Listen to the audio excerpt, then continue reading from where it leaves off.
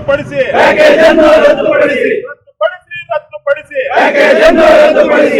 ಜೈ ಜೈ ಜೈ ಜೈ ಜೈ ಭೀಮ್ ರದ್ದುಪಡಿಸಿ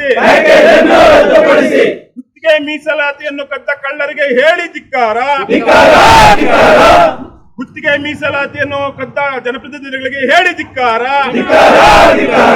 ಬೇಕೇ ಬೇಕು, ಬೇಕೇ ಬೇಕು.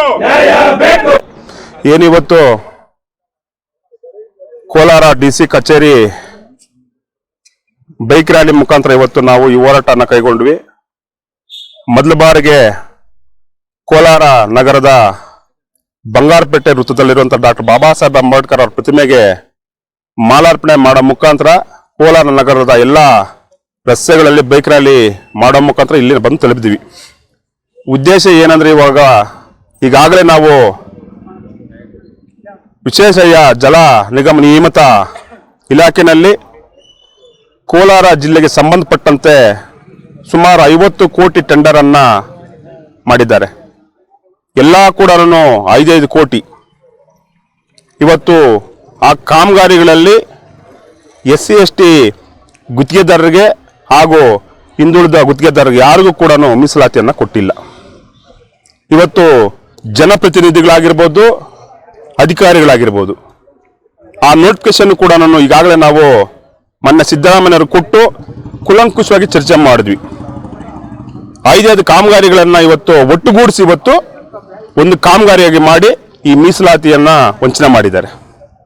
ಇದ್ರ ವಿರುದ್ಧವಾಗಿ ನಾವೆಲ್ಲ ಕೂಡ ಸುಮಾರು ಹೋರಾಟಗಳು ಮಾಡುತ್ತಾ ಇದ್ರೂ ಕೂಡ ಇದುವರೆಗೂ ಕೂಡ ಯಾರೂ ಕೂಡ ನಮಗೆ ನ್ಯಾಯ ಕೊಡಿಸಲಿಲ್ಲ.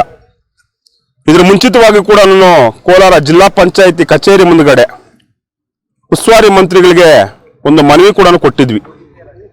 ಯಾವುದು ರೆಡಿ ಗ್ರಾಂಟ್ ಇರುತ್ತೋ ಅಂತ ಕಾಮಗಾರಿಗಳನ್ನ ಲ್ಯಾಂಡ್ ಆರ್ಮಿ ನಿರ್ಮಿತ ಕೇಂದ್ರ ಕೊಟ್ಟು ಅವ್ರ ಆಪ್ತರಿಗೆ ಸಂಬಂಧಿಕರಿಗೆ ಇವತ್ತು ಆ ಕೆಲಸಗಳನ್ನು ಕೊಡ್ತಾ ಇದ್ದಾರೆ. ಉದಾಹರಣೆಗೆ ಜಿಲ್ಲಾ ಪಂಚಾಯಿತಿ ಕಚೇರಿ ಆಗಿರ್ಬೋದು, ಕುರ್ಕಿಕೆರೆ ಆಗಿರ್ಬೋದು, PWD ಇಲಾಖೆಯಲ್ಲಿ ತರಬೇತಿ ಕೇಂದ್ರ ಕಟ್ಟಡ ಕಾಮಗಾರಿ ಆಗಿರ್ಬೋದು, ಬೈರಂಡಳ್ಳಿ ಕಾಮಗಾರಿ ಆಗಿರ್ಬೋದು, ಇನ್ನೂ ಹಲವಾರು ಇದೆ. ಜಿಲ್ಲೆಯ ಎಲ್ಲ ಶಾಸಕರು ಕೂಡ ಇದೇ ರೀತಿ ವರ್ತಿಸ್ತಾ ಇದ್ದಾರೆ. ಅದಕ್ಕೆ ಇವತ್ತು ಮಾನ್ಯ ಸಿದ್ದರಾಮಯ್ಯನವ್ರಿಗೆ ಒಂದು ಎಚ್ಚರಿಕೆ ಕೊಡ್ತಾ ಇದ್ದೀವಿ. ನೀವೇನಾದರೂ ಕೂಡ ಕರ್ನಾಟಕ ರಾಜ್ಯದಲ್ಲಿ ಅಧಿಕಾರಕ್ಕೆ ಬರಬೇಕಂದ್ರೆ ಬಹಳ ಮುಖ್ಯವಾಗಿ ಇವತ್ತು ದಲಿತರು, ಹಿಂದುಳಿದ ವರ್ಗಗಳು ಮತ್ತು ಮುಸಲ್ಮಾನರು ಇವತ್ತು ಬಹಳ ಮುಖ್ಯ. ಇವತ್ತು ಈ ಒಂದು ಸಮುದಾಯಗಳಿಗೆ ನೀವು ಮೀಸಲಾತಿಯನ್ನ ಕೊಟ್ಟು 1 ಕೋಟಿವರೆಗೂ ಮೀಸಲಾತಿಯನ್ನು ಕೊಟ್ಟು ಇವತ್ತು ಅದು ಒಂದು ಮೀಸಲಾತಿ ಆದೇಶವಾಗಿ ಉಳಿದಿದೆ. ಯಾವುದೂ ಕೂಡ ಇವತ್ತು ಘೋಷಣೆ ಹಾಗೆ ಉಳಿದಿದೆ, ಯಾವುದೂ ಕೂಡ ಇವತ್ತು ಜಾರಿ ಆಗಿಲ್ಲ. ಅದಕ್ಕೆ ದಯವಿಟ್ಟು ನಿಮ್ಮ ಏನು ಜಿಲ್ಲೆಯ ಸಂಬಂಧಪಟ್ಟಂತ ಎಲ್ಲಾ ಶಾಸಕರಿದ್ದಾರೆ ಅವರೆಲ್ಲ ಕರೆಸಿ ಈ ಕೂಡಲೇ ಈ ಟೆಂಡರ್ ಅನ್ನ ರದ್ದುಪಡಿಸಬೇಕು. ಮತ್ತೆ ಯಾವುದೇ ಒಂದು ಇಲಾಖೆಗಳಲ್ಲಿ ನೀವು ಟೆಂಡರ್ ಕರಿಬೇಕಾದ್ರೆ ಮೊದಲು ಪ್ಯಾಕೇಜ್ ಅನ್ನ ರದ್ದುಪಡಿಸಿ ಮೀಸಲಾತಿಯನ್ನು ಕೊಟ್ಟು ನೀವು ಟೆಂಡರ್ ಕರಿಬೇಕ ಮಾಡ್ಬೇಕಂದ್ಬಿಟ್ಟು ಈ ಮೂಲಕ ನಾನು ಒತ್ತಾಯ ಮಾಡ್ತಾ ಇದ್ದೀನಿ. ಮತ್ತೆ ಏನಿವತ್ತು ಕೋಲಾರ ಜಿಲ್ಲೆಯಲ್ಲಿ ನಾವು ಈ ಒಂದು ಹೋರಾಟ ಪ್ರಾರಂಭ ಆಗಿದೆ, ಇದು ಇಲ್ಲಿಗೆ ಮಾತ್ರ ಸೀಮಿತ ಆಗಲ್ಲ. ಇಡೀ ರಾಜ್ಯದಲ್ಲಿ ಎಲ್ಲ ಜಿಲ್ಲಾ ಕೇಂದ್ರಗಳಲ್ಲಿ ಕೂಡ ಇದು ಪ್ರಾರಂಭ ಆಗುತ್ತೆ.